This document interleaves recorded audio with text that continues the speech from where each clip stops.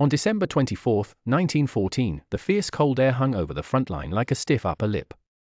Trench warfare had turned the landscape into a monotonous mud bath, with a side dish of barbed wire. Soldiers were knee-deep in muck, their spirits as bleak as the wintry skies above.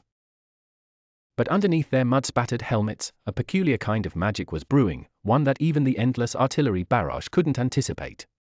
Just as the horizon began its usual sunless grey routine, a German soldier peered out amidst the tangled trenches, holding a bottle aloft. In a band of merry mischief, he called out in broken English, "Hey Tommy! Take this bottle of German Riesling, and don't say we never share." British heads popped up from their trenches like moles at a carnival game. "How about a bit of cake in return?" a British soldier hollered back.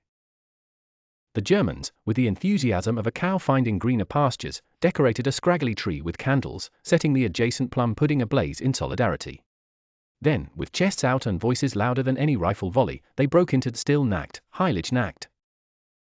A British soldier, not to be outdone by Fritz's falsetto, responded with Silent Night, Holy Night, uniting both sides in a chorus of shared festive conviction. It was a cacophony of opera, complete with off-notes and chorale creativity that sent peace negotiators reaching for headsets.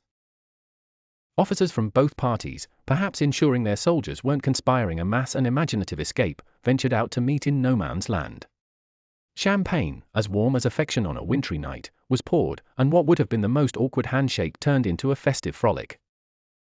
Not to be left out, the French, passionate and flamboyant as ever, brought along champagne, while the Germans offered their best Riesling and beer, and the British, not to be vodka outdone, contributed whiskey. Soon, what was shaped as a battlefield now resembled a chaotic conga line. Enemies turned into not-so-sober dance partners, if only for a day. They clinked glasses, exchanged sips of wine, cognac, schnapps, rum, and beer, agreeing, without alarm clocks or top hats, that this was indeed a grand occasion. By unofficial consensus, over 100,000 soldiers reveled in this truce. Across the Western Front, the theater of war transformed into an unexpected, albeit soggy stage for the world's most improbable Christmas miracle. For 2 miraculous days, the ringing of peace echoed louder than any war cry, begun by the modest gesture of a single bottle of wine.